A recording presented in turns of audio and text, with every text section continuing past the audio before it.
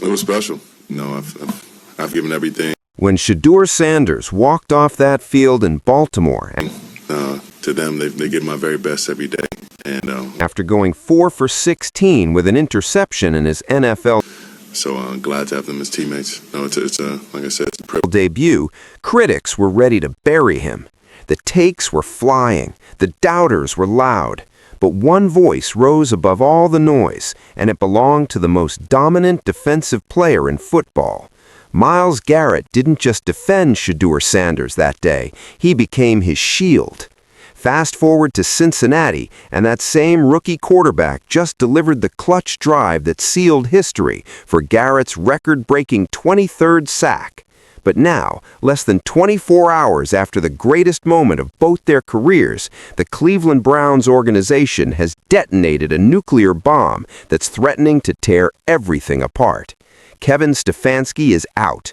Andrew Berry won't commit to Sanders. Deshaun Watson is somehow still in the picture. And Myles Garrett just dropped an ultimatum that could shake the entire NFL.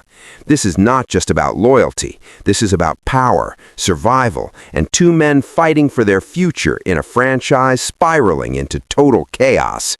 What you're about to hear will blow your mind. Real quick, before we dive into this absolute insanity, hit that subscribe button and turn on notifications, because this story is developing by the hour, and you do not want to miss what happens next. Trust me, this is just getting started. Now let's break this down. November 17th, 2025. That's the day everything changed for Shedeur Sanders and Myles Garrett. The Browns were getting demolished by the Baltimore Ravens at home, 23-16, and starting quarterback Dillon Gabriel left the game at halftime with a concussion. Enter Sanders, the fifth-round pick out of Colorado who had been buried on the depth chart all season long. His NFL debut? Brutal. 4 completions on 16 attempts, 47 yards, 1 interception, 0 touchdowns. The Browns lost, and the rookie quarterback looked completely overwhelmed. Social media exploded. Analysts ripped him apart. The narrative was set. Sanders wasn't ready. He wasn't good enough. He might never be. But inside that Cleveland locker room, something incredible happened. Sanders, being the competitor he is, stood up in front of his teammates and tried to take all the blame. He apologized to the entire team for his performance, shouldering the weight of that loss like it was his fault alone. And that's when Myles Garrett stepped in.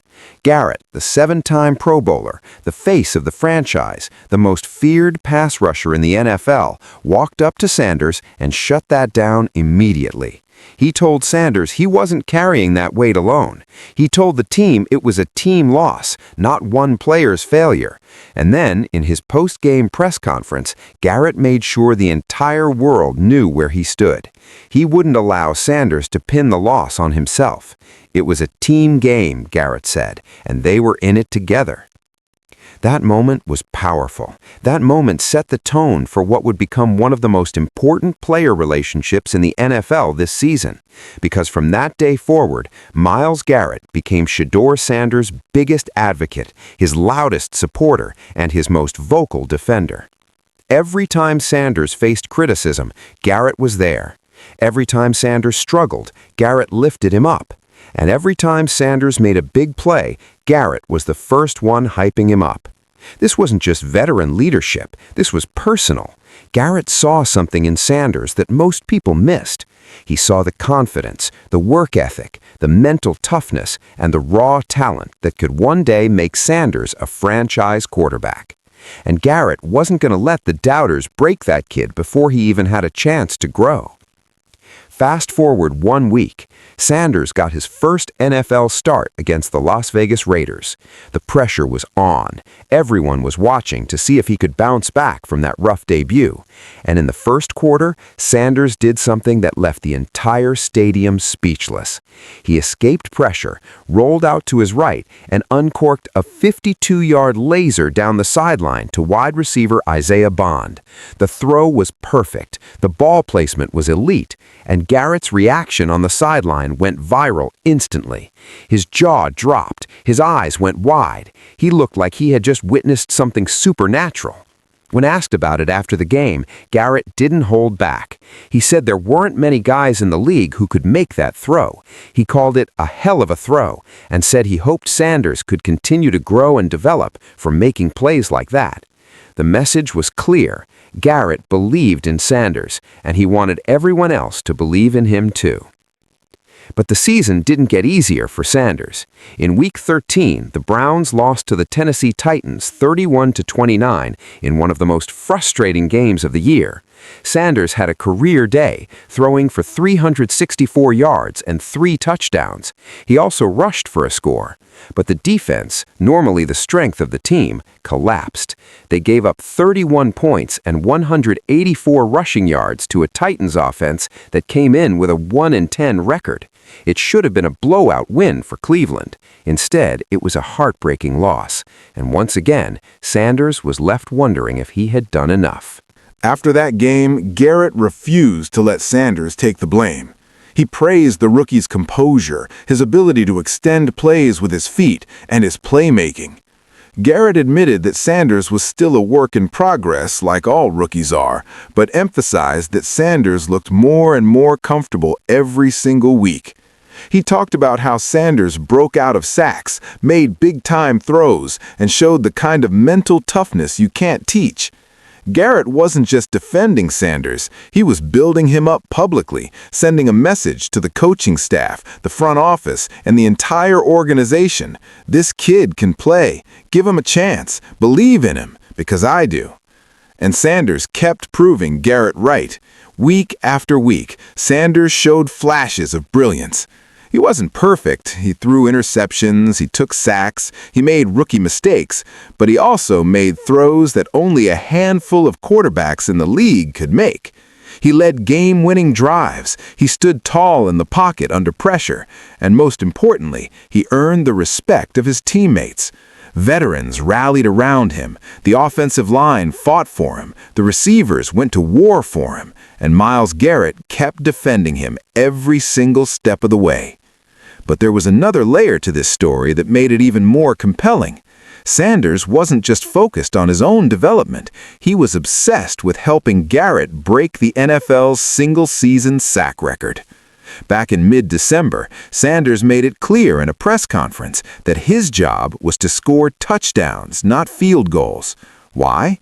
Because if the offense put up points and built leads, the defense would get more opportunities to pin their ears back and rush the passer. More leads meant opposing teams had to throw the ball. More passing situations meant more chances for Garrett to hunt.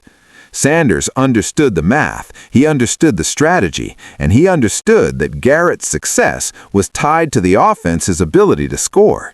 So Sanders made it his mission to help Garrett get that record. And he delivered. In Week 14 against Tennessee, Sanders threw for over 300 yards and 3 touchdowns. Garrett got another sack that game, pushing his total to 20.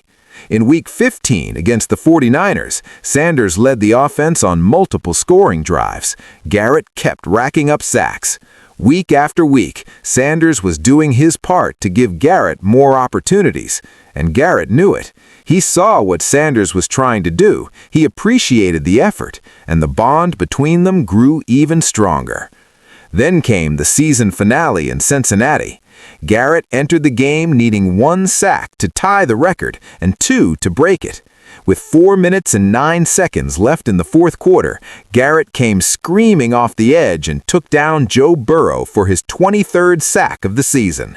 The record was his, 23 sacks in a single season, surpassing the legendary marks of Michael Strahan and T.J. Watt. The sideline erupted. The crowd went crazy. Garrett had finally done it. He was now the greatest single-season pass rusher in NFL history. But the game wasn't over. Less than 2 minutes later, the Bengals scored to take the lead 18-17. Garrett's record-breaking moment was about to be overshadowed by another loss. And that's when Shedeur Sanders stepped up and delivered the most clutch performance of his young career. With 1 minute and 29 seconds left and 40 yards to go, Sanders led a 10-play drive that featured 3 completions, including a critical 11-yard throw to Jerry Jeudy with 31 seconds remaining. That completion set up Andre Smith for a 49-yard field goal as time expired. Final score, 20-18. Garrett got his record, Shedeur Sanders got his game-winning drive, and the entire NFL was left in awe of what these two just accomplished together. But the celebration didn't last long. Less than 24 hours after that incredible win, the Cleveland Browns fired head coach Kevin Stefanski. Stefanski, a 2-time NFL Coach of the Year who led the team to 2 playoff appearances in 6 seasons, was out. The timing was shocking. The reasoning was even more shocking. The Browns went 8-26 over the last 2 seasons, and ownership decided that was unacceptable. But anyone paying attention knows the real story. This all goes back to the Deshaun Watson trade. In March 2022, the Browns gave up 3 first-round picks and handed Watson a fully guaranteed $230 million contract. It was supposed to be the move that would change everything. Instead, it became the single worst trade in modern NFL history. Watson played in just 19 games over 3 seasons, threw 19 touchdowns and 12 interceptions, and spent most of his time injured or suspended.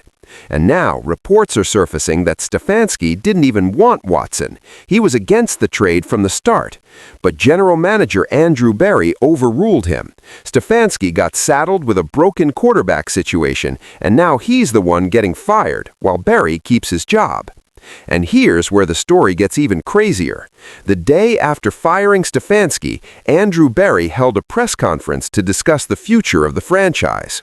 When asked about Shedeur Sanders and whether he would be the starting quarterback in 2026, Berry's answer was shockingly vague. He said they would do their work on the quarterback market. He said the position needs to be solidified. And then he said he couldn't tell anyone whether the starter in 2026 would be internal or external. Translation, Sanders is not guaranteed anything.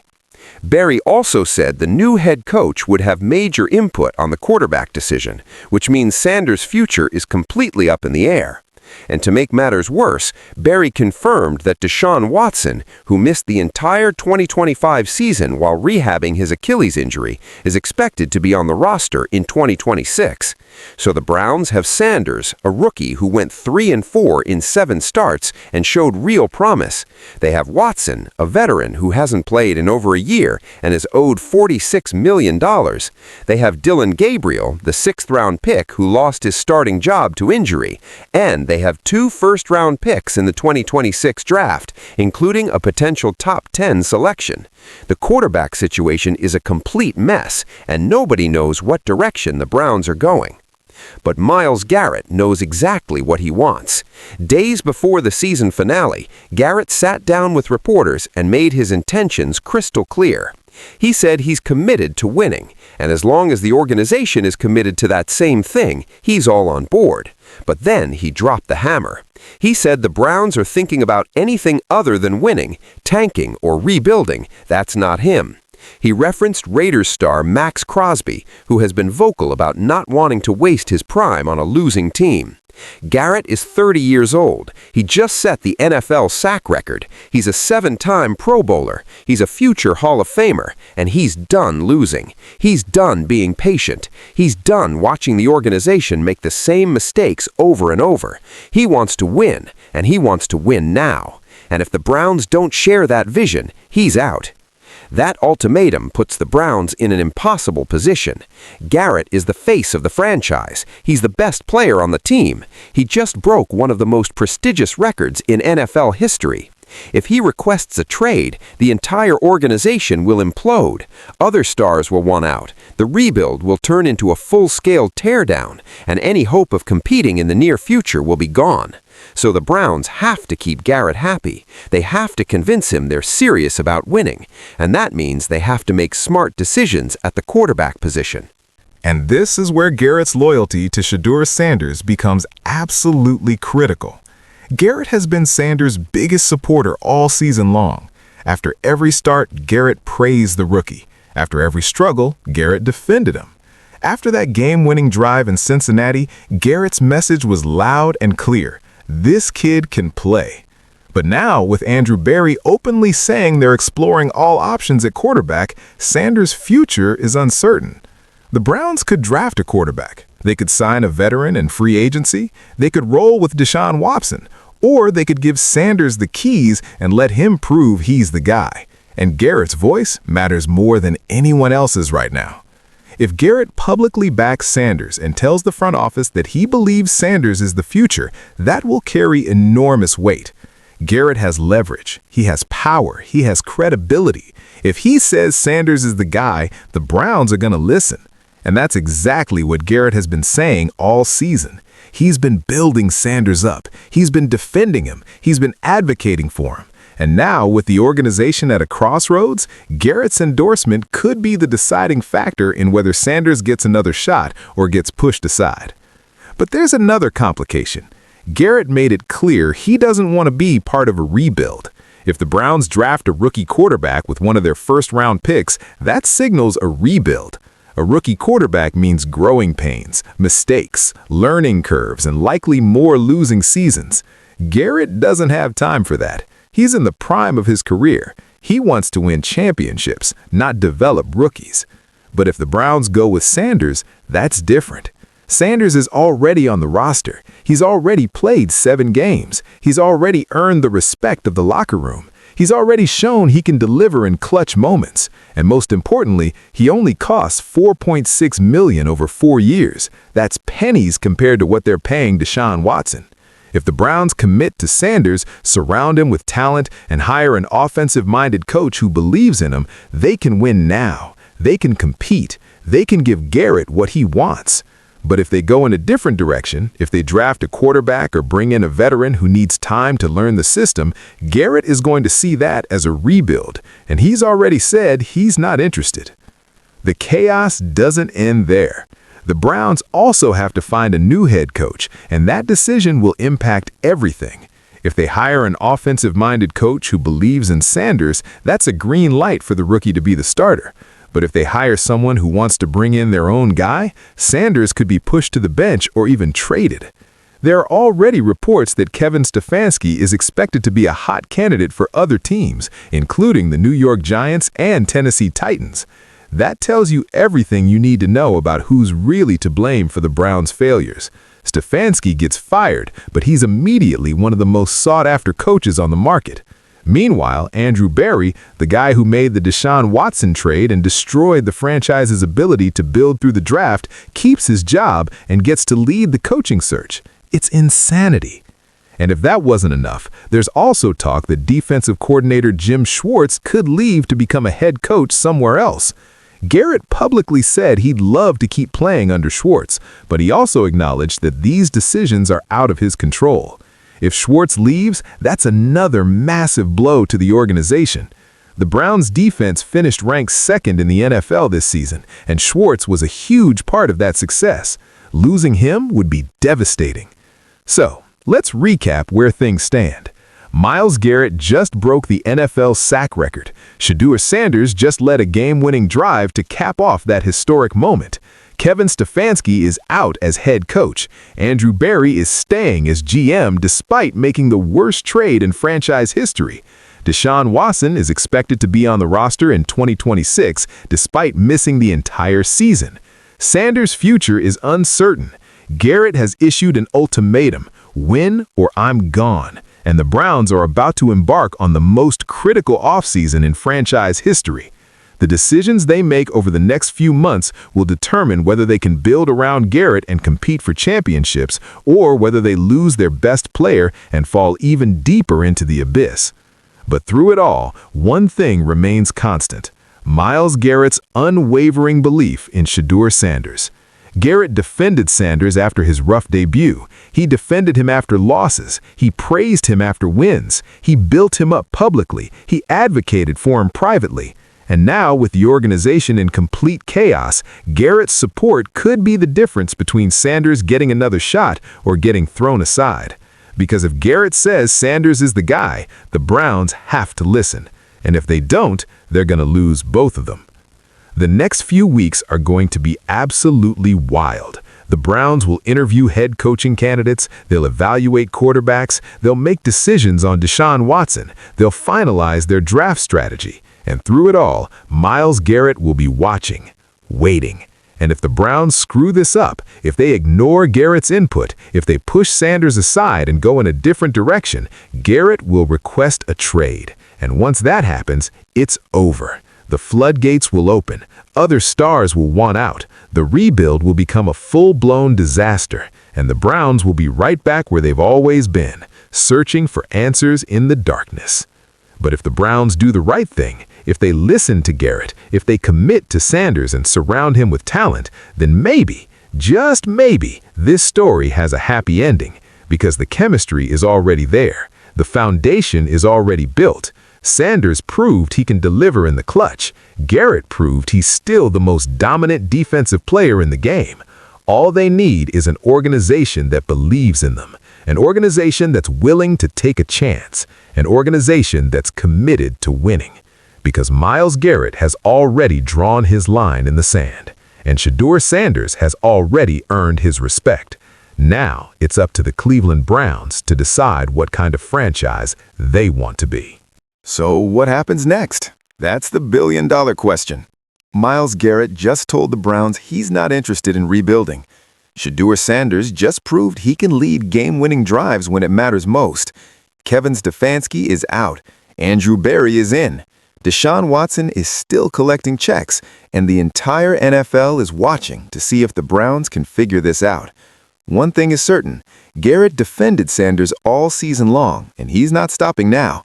Whether the Browns stand with both of them remains to be seen, but mark my words, this is the most important offseason in Cleveland Browns history, and the decisions made over the next few months will define this franchise for the next decade.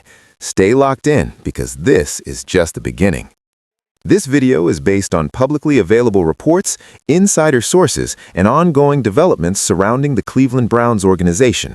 All information is accurate to the best of our knowledge as of January 6, 2026. Situations are fluid and subject to change. Make sure to stay tuned for updates as this story continues to unfold.